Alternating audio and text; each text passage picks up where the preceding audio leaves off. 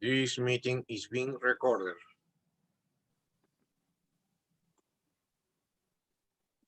Porque está grabando eso. Vamos a empezar. Muy buenas tardes, doctor Gustavo Flores Quelopana. En esta ocasión estamos en esta reunión para poder hacer algunas preguntas, una entrevista para un artículo titulado El quehacer filosófico en el norte del Perú. Para lo cual vamos a hablar una serie de preguntas relacionadas a la temática y a su línea de investigación filosófica de usted. Para empezar, en el contexto de sus estudios, usted de la filosofía peruana, de la filosofía también andina, ya sea en la actualidad como en los tiempos antiguos, la primera pregunta va dirigida en ese sentido. ¿Cuál es la tradición ancestral que tiene el pensamiento peruano a partir de los estudios que usted ha realizado? El pensamiento ancestral en el Perú. Si a eso se refiere la pregunta, Sí. Es una investigación que la he realizado en diversos libros y que culminó con la categoría de la filosofía mitocrática, como aquella expresión filosófica que emplea el mito para hacerse preguntas fundamentales sobre el mundo, sobre el valor y sobre las personas. Esto ha sido desarrollado a lo largo de más o menos unos 15 años. Desde el primer libro de 1998, que se llamó Filosofía, Eurocentrismo y Filosofía Precolombina, hasta la tesis maduró en el año 2010, con el libro Teoría, Filosofía Mitocrática y Mitocratología. Entonces, la idea es que la filosofía ancestral, no solamente precolombina, sino en general, de todas las civilizaciones ancestrales, hicieron pensamiento filosófico bajo la categoría de lo mitocrático, o sea, del imperio del mito. Esto, obviamente, supone un esquema lógico diferente, en el que no impera el principio de no contradicción, sino que al contrario, impera la armonía de los contrarios. Pero allí no se detiene la investigación. No es más que una etapa, porque después del 2010, la categoría de lo mitocrático llevaba hacia otras preguntas que hubo antes como filosofía, que hubo antes de la expresión mitocrática. La investigación prosiguió para descubrir que entonces no solamente en las antiguas civilizaciones de hace 5.000 años, para descubrir que no solamente Grecia es la medida de toda filosofía posible, sino que la filosofía también estaba presente más atrás de las propias civilizaciones ancestrales. Y al estudiar el fenómeno del chamanismo del neolítico de hace 10.000 años y del paleolítico superior de hace 20.000, 30.000 años, se puede entonces formular que la filosofía también estuvo presente como filosofía mitomórfica, no mitocrática, sino mitomórfica. Es decir, aquella filosofía cuya expresión personal se daba en el chamán y que tenía como misión principal comunicarse con el mundo de los muertos y con el mundo de los espíritus, y de allí extraer sus enseñanzas filosóficas. Pero esto a su vez llevaba a una pregunta anterior, y era ¿qué hubo más atrás?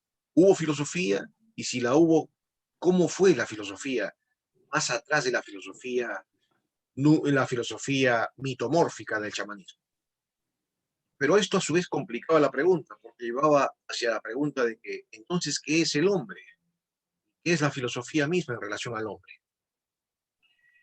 Esto lo encontré en un trabajo que realicé en el año 2019, que se llamó La filosofía prehistórica.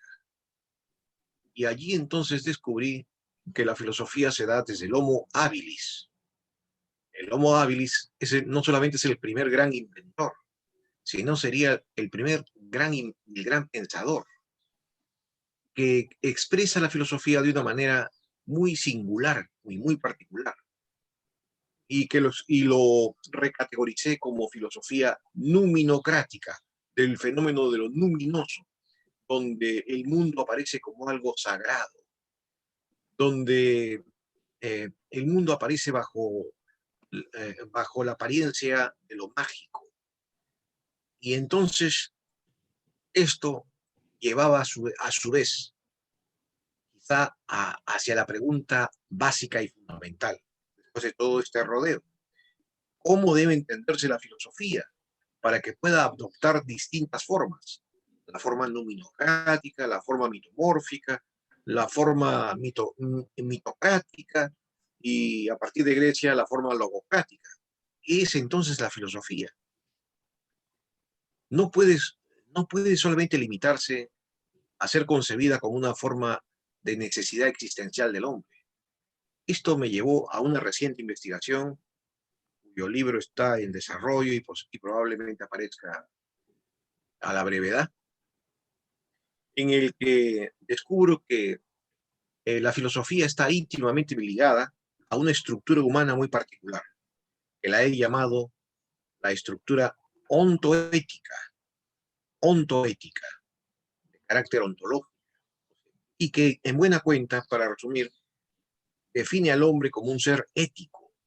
Lo que al hombre lo hace humano no es su forma, no es su intelecto, sino es su capacidad para darse cuenta y estimar el valor, el bien y lo universal.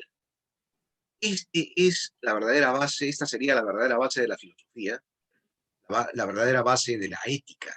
El hombre sin esta base ética no es hombre. Sería un monstruo moral, sería un bárbaro, sería una persona deshumanizada. El hombre no puede animalizarse, el hombre puede deshumanizarse, pero no animalizarse. No hay regresión posible para el hombre hacia el reino de la naturaleza, hacia el reino de la animalidad. El hombre no puede salir de sus propios esquemas ontológicos. Ha venido al mundo como hombre, pero sí puede deshumanizarse. Es decir, puede dar la espalda a su propia esencia de carácter ético. Y si da la espalda, entonces allí comienza la perdición no solamente de lo bueno, sino también de la verdad y de lo universal. Es decir, la filosofía misma se pervierte.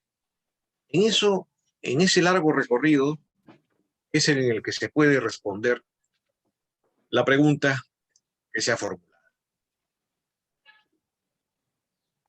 Muy interesante la respuesta. Pasando a la segunda pregunta, en diversos libros, entre los que podemos destacar, por ejemplo, Los Amautas Filósofos, usted destaca la labor del pensamiento crítico y la filosofía que tuvieron estos personajes del Imperio Incaico en su época. Quisiéramos también que nos hablara un poco más de esta investigación que ha tenido. La filosofía ha sido pensamiento crítico, pero no desde tan antiguo.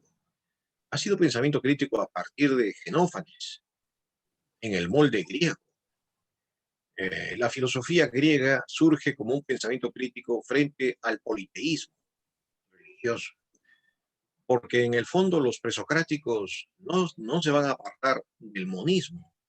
El propio Parménides, lo que él va a sostener es un monismo estricto, es decir, la realidad de lo uno, sin pluralidad posible, mientras que sus discípulos, Meliso, por ejemplo, van a sostener un monismo un poquito más laxo, más flexible.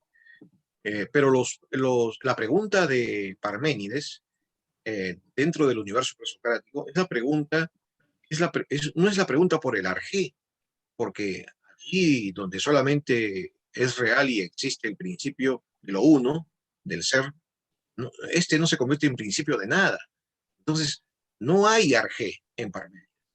Hay arjé en los filósofos como Tales, Anaxágoras, Empédocles, eh, pero no Anaxímenes, pero no en los Eliatas. En los Eliatas no hay el problema del arjé en cuanto que Parménides así lo expresa, en un monismo estricto. Entonces ellos constituyen una respuesta crítica frente al pensamiento mítico. Ahora, el pensamiento mítico, veamos, ¿tiene una actitud problemática frente a la religión? No, no lo tiene. ¿Esto significa acaso que tenemos que descartar toda capacidad de crítica del pensamiento mitocrático? Yo lo dudo, porque me parece que si hubo una transición de lo mitomórfico chamánico a lo mitocrático sacerdotal, tuvo que haber un distanciamiento, y ese distanciamiento tuvo que ser también de carácter crítico. En otras palabras, el sacerdote mitocrático tuvo que efectuar críticas al pensamiento mitomórfico del, del chamán. Eh, Sean estas atenuadas o no, tuvo que efectuarse una especie de crítica. Por lo tanto, no se debe descartar. Y esto a su vez nos lleva a la reflexión anterior. Y también se puede considerar acaso que hubo algún tipo de manifestación crítica entre el chamán de lo mitomórfico frente al, al, al pensador numinocrático de la prehistoria. A mí me parece que sí, también representa toda una evolución importante. Y bien es cierto, los vestigios arqueológicos muestran que los enterramientos del hombre prehistórico pueden ser datados hasta los 80.000 años. Nada impide que esto se prolongue muchísimo, muchísimo tiempo, mucho más atrás. O sea, en otras palabras, la existencia de la idea del alma es remotísima, pero la idea del alma es una idea metafísica, no es una idea natural, empírica, sensible, es una idea metasensible. Esto revela pues, que el hombre, la especie homínida, es una criatura especialísima, es una criatura que ya viene con un destino metafísico. Somos seres metafísicos y por lo tanto también tuvo que haber este tipo de constante crítica. Más aún, la filosofía en su origen mismo de ética, como horizonte ontoético en el que se hace posible la estimación, la estimación del mundo, es ya en cierta forma y en cierta medida también una apreciación crítica. Así que efectivamente, esta estimación crítica de las cosas tiene una graduación según te va desenvolviendo el propio devenir de la filosofía misma. Interesante. Y ya yendo un poco más actual, se podría decir, ¿qué podría diferenciar el pensamiento peruano del resto del pensamiento filosófico a nivel latinoamericano, por ejemplo? Bueno, eh, aquí hay un aspecto importante. El resto del pensamiento latinoamericano, por ejemplo, con el ecuatoriano Echevarría, con Dussel, eh, son, por ejemplo, expresiones de una preocupación sociológica de la filosofía. De ahí sus estudios hacia el marxismo, su atención hacia las estructuras económicas, la posibilidad de la revolución.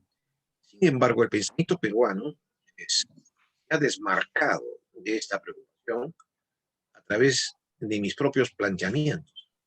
Son un pensar la filosofía misma. Es de las categorías que he explicado, se estaría el pensamiento latinoamericano y peruano, se estaría haciendo preguntas fundamentales sobre el porqué del filosofar mismo, lo cual ha sido más bien patrimonio de la cultura europea. Pero como es un tema universal, recién en América Latina se estaría esta preocupación extendiendo. Yo creo que la reflexión la reflexión de aquellos pensadores peruanos que se están dedicando a la investigación del pensamiento prehispánico, aún están en camino de hacerse esa pregunta fundamental. ¿Qué es la filosofía misma? Porque evidentemente el pensamiento precolombino, si es que tuvo ejercicio filosófico, fue de distinta índole que el griego. No hay punto de comparación. Sin embargo, este punto de no comparatividad nos debe llevar a una reflexión sobre qué llamar filosofía. Esto lleva a su vez a hacernos la pregunta de por qué no se ha hecho esta interrogación por parte de ellos. Por parte mía sí la he hecho y la he contestado y la he desarrollado. Me parece que hay en el ambiente, en la atmósfera académica, hay una presión por no romper con el magisterio eurocéntrico. La presión ahora se redobla, dado que los profesores son constantemente evaluados en todos sus quehaceres y en todos sus planteamientos. Entonces no hay libertad de investigación en esta medida radical que exige el tema. Pero yo creo que el pensamiento peruano ha podido dar un paso adelante, muy importante, mucho más allá de lo que se ha podido hacer en el orbe europeo. Aun cuando ya allá se ha publicado la Enciclopedia Universal de Filosofía, en la que se incluyen manifestaciones culturales filosóficas no occidentales, no europeas. Un paso adelante. Pero ellos, por ejemplo, no se han planteado, entonces, ¿qué llamar filosofía? Porque si la filosofía no es solamente lo que entendieron los griegos, la filosofía también tiene otras formas culturales, entonces tiene que tener otro tipo de definiciones. Pero a su vez, para no relativizar el tema de la filosofía, no caemos en el relativismo, tenemos que dar cuenta de categorías y leyes permanentes. Este asunto no ha sido abordado por los europeos. Sí lo he abordado en mi obra filosófica. Por ejemplo, en el libro que este año he publicado, que se llama Teoría General de la Filosofía. Porque son preguntas que se derivan de la propia problemática de la filosofía misma. Entonces, yo creo que estamos dando un avance hacia temas propiamente filosóficos. No solamente de carácter sociológico, político, estéticos o éticos, sino que estamos asentándonos en la problemática misma de coger de raíz de la filosofía.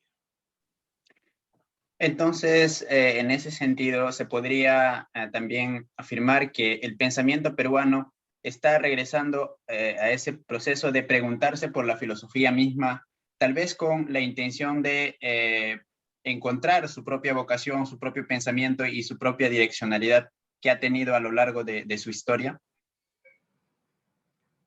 Yo diría más bien que la investigación de nuestro propio pasado como pensador, como pensamiento creativo, es una vía conductora hacia una toma de conciencia de los planteamientos filosóficos que se deben hacer.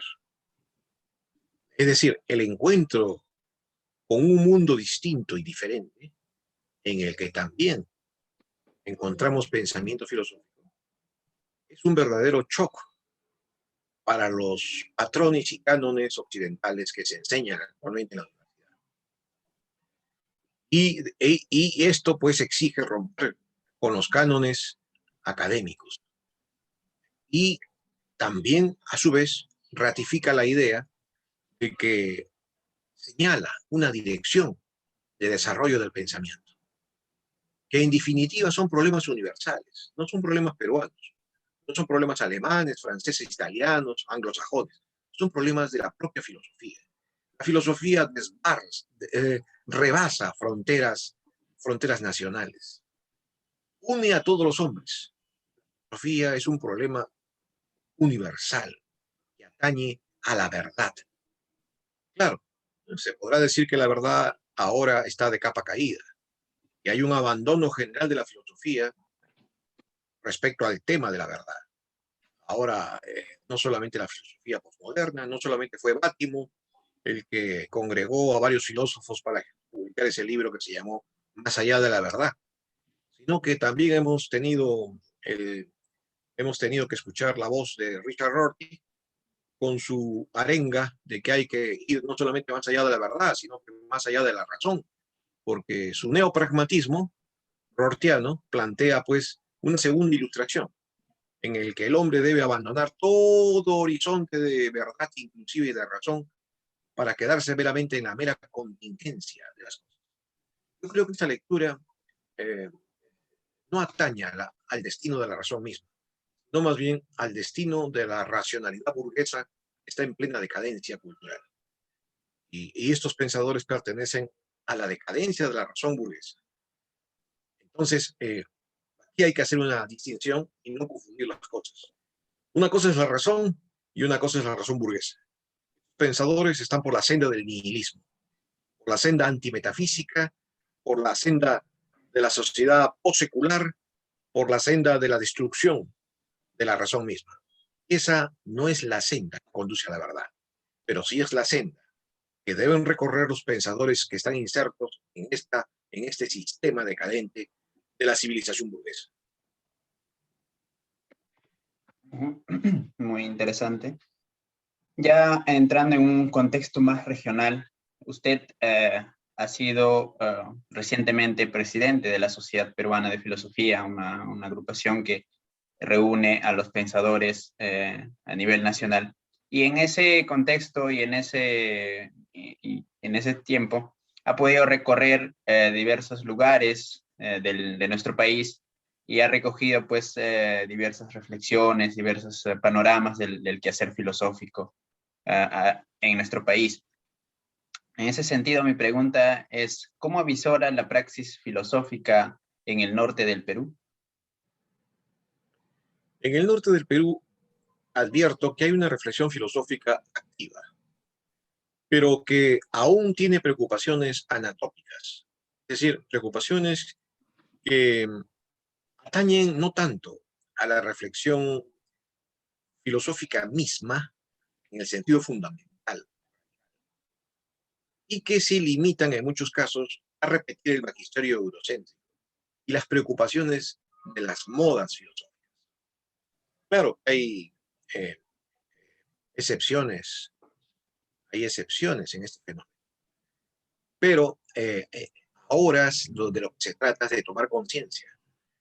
Hacer filosofía no es fácil, hacer filosofía es muy difícil, porque exige un larguísimo camino, un larguísimo recorrido intelectual y de meditación, de compromiso personal. Es realmente una tarea de vida, no es una tarea académica, sino una tarea de vida, es una tarea personal, el aspirar a ser filósofo, porque enseñar filosofía no es difícil, pueden hacer todas las personas que estudian filosofía, pero pensar los problemas de la filosofía, esa es la tarea. Y cuando estamos en esa encrucijada, en ese desafío, nos damos cuenta de muchas cosas. Y entre ellas es que apenas avisoramos, apenas avisoramos ciertos ángulos de la verdad. Y avisorarlos representa muchas veces romper con las verdades establecidas, romper con muchos mitos que rigen la enseñanza de la filosofía misma. Por ejemplo, démonos cuenta de que el primer mundo marcha por una senda filosófica de carácter destructivo. Yo no encuentro voces que se opongan a esta marcha. Voces locales que levanten su pluma para denunciar que se va hacia el exterminio de la razón, de la verdad y del hombre. O sea, lo hace muy tímidamente, lo hace camuflado bajo la voz de otro filósofo, pero no bajo la voz propia. Y entonces me pregunto, ¿esto es filosofía? Podrá ser cierto ejercicio de la filosofía, pero la filosofía es tomar las cosas de raíz, hacerse preguntas de carácter más radical. Entonces podrán haber muchos eventos, podrán haber muchos congresos, podrá haber mucho entusiasmo, pero la filosofía es un camino muy difícil. Se trata, pues, entonces de tomar conciencia, tomarle el pulso a la hora actual, porque la filosofía no es cosa del pasado, es cosa permanente. Y el primer testimonio de que es así es que la filosofía no tiene nunca respuestas, tiene más preguntas que respuestas. Cada respuesta se convierte en una pregunta. Entonces, nosotros no somos como la ciencia, que brinda soluciones. Nosotros somos más bien antenas que captan problemas. Y en esta captación de problemas eh, se necesita mucha paciencia, mucha lectura, mucha meditación, muchísima disciplina, mucho sacrificio. Entonces, yo observo que en el norte hay un gran entusiasmo. Han hecho de manera particular durante casi una década congresos regionales de filosofía, que ha congregado a todo el norte, mientras que el sur del Perú no hay tal cosa. O sea, hay congresos locales, ya sea de Arequipa, puede haber en Puno, hay un congreso nacional que van los filósofos, pero una cosa son los congresos nacionales y otra cosa son los congresos regionales. Los congresos regionales hemos podido ver que el mérito lo tiene el norte, donde se invita a profesores de Cajamarca, Tumbes, Piura, eh, eh, Ancash, La Libertad, y ahí podemos destacar algunos que hacen unos grandes esfuerzos de manera personal. En primer lugar, nuestro amigo Víctor Baltodano Sabache, que bajo sus hombros y bajo su liderazgo ha sabido llevar a cabo de manera sucesiva los congresos regionales de filosofía del norte. Pero él también se preocupa por hacer obra escrita, por escribir. Es muy importante que el filósofo tenga el coraje de escribir. El filósofo no exhibe sabiduría, exhibe meramente aquello poco que puede ver y puede expresar. Y por eso no tiene que tener temor a equivocarse, porque lo que a él le interesa es proseguir con la búsqueda. Otro filósofo que también está en plena producción es nuestro amigo Francisco Reluz Barturén en Piura, Chiclayo. También publica libros, hace investigaciones desde la filosofía cristiana y del personalismo. También no deja de publicar Germán, nuestro amigo Germán, ¿tú recordarás su apellido? Junior. Bueno, Gerardo. sabes, Gerardo, ¿no? Gerardo Gaitán. Era Gerardo, efectivamente. Entonces, hay un grupo que se está congregando de manera sucesiva a lo largo de los años. ¿Qué pasará cuando ya no pueda tener bajo su cargo? Porque ya Víctor Baltodano ya es jubilado. Entonces, aquí la preocupación es quién va a suceder el liderazgo de Baltodano. Existe el semillero de jóvenes filósofos que lo hagan. Una esperanza son ustedes, el grupo de la filosofía del santo. Edad no es inconveniente para sacar adelante. Preparación es el desafío. Y organización y colaboración es también otro de los grandes retos. Organizar un congreso regional tampoco estaría fácil, pero cuando hay empeño y voluntad se hacen las cosas. La cosa importante aquí es que se deben crear ya semilleros que vayan madurando, que vayan haciendo obra escrita, para que estén preparados, porque en cualquier momento estas personas que ya son de edad pueden estar ya no en condiciones de realizarlo, y entonces ahí es el momento en que deben intervenir para que continúe la filosofía, por lo menos en el norte de Perú. Muy interesante la respuesta. Y con eso ha respondido también la quinta pregunta, que era cuál sería algún aspecto en la que destaca el norte del Perú con respecto a al resto del país. O no sé si tendrá algún otro aporte en ese sentido. Bueno, el norte del Perú en sus congresos distintos ha abordado temas sobre todo de preocupación nacional. Por ejemplo, la corrupción, la gobernabilidad, la ética, que son temas álgidos, con estos 5 presidentes implicados en corrupción que hemos tenido. En realidad, el tema de la filosofía política en el Perú es una preocupación permanente. Pero aquí, pues, hay una cuestión de fondo.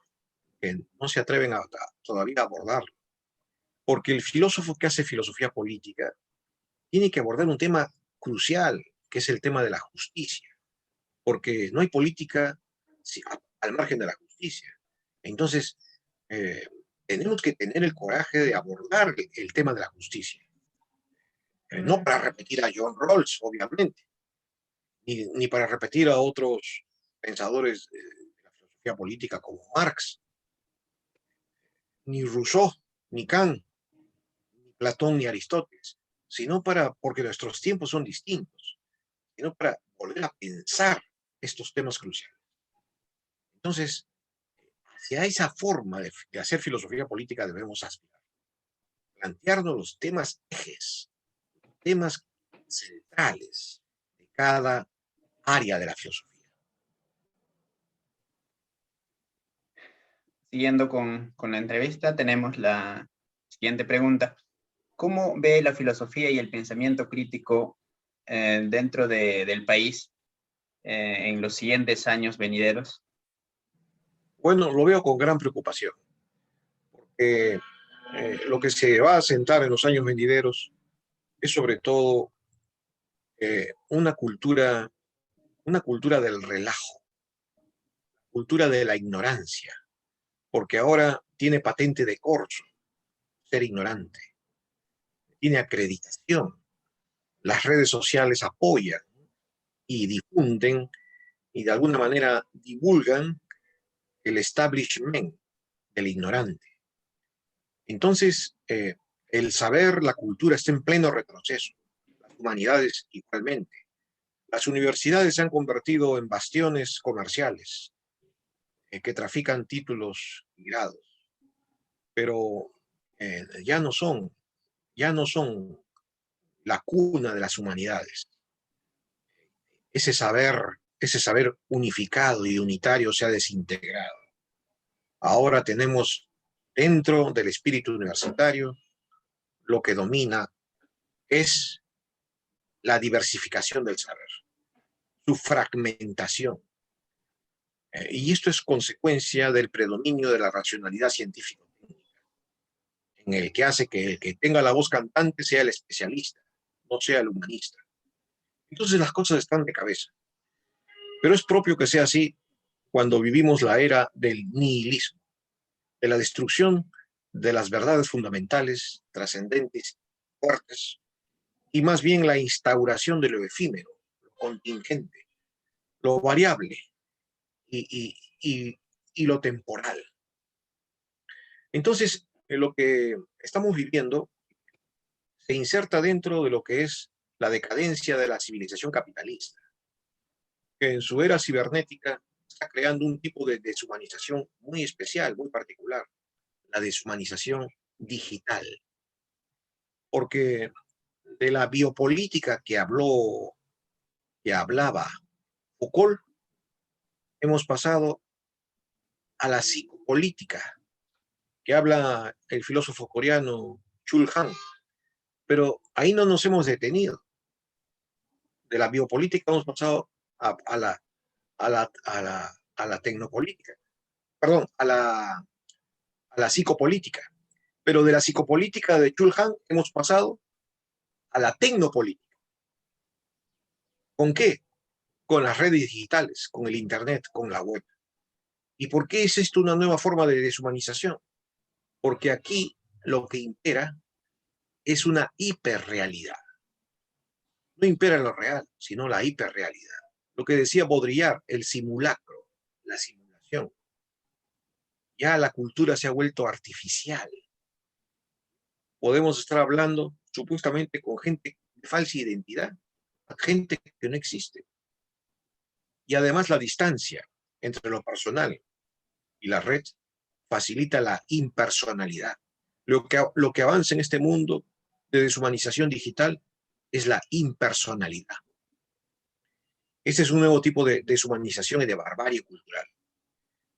No estoy diciendo que los medios digitales sean en sí mismos malos, pero insertos en la lógica del capital y de la ganancia, de la usura, de la superficialidad y del consumo individualista del capitalismo, están tomando ese camino peligrosísimo.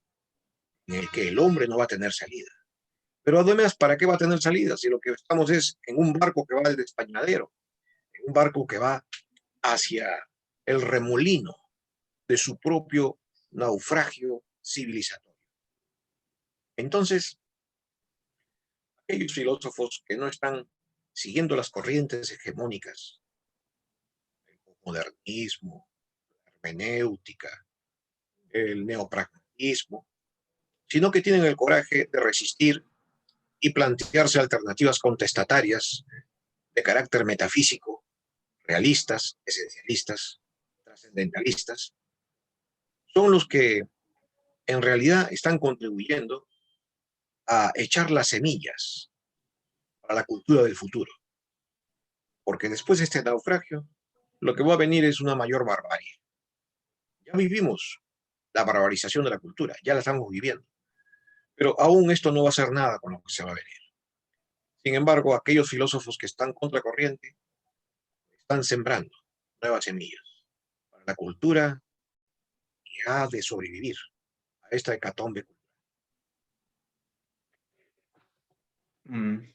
Muchas gracias por la respuesta. Y ya para ir finalizando, quisiéramos que nos dé un panorama general del pensamiento peruano, del pensamiento que se lleva a cabo en nuestro país y cómo es que viene desarrollándose en la actualidad y qué posturas filosóficas va tomando, ya de manera genérica para ir finalizando.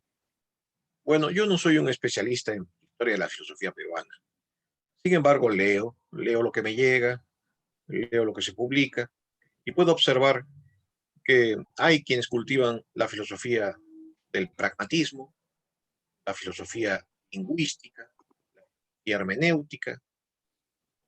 Incluso hay todavía quienes están preocupados por la filosofía atomista. No faltan también filósofos de la semiótica. Así que tenemos toda una variedad. Lo que está en repliegue son los filósofos fenomenólogos y los filósofos existencialistas. Eso está en repliegue. Pero paralelamente también veo que hay los historiadores de las ideas. Así que esas son las corrientes que estoy observando que están todavía en pleno desarrollo.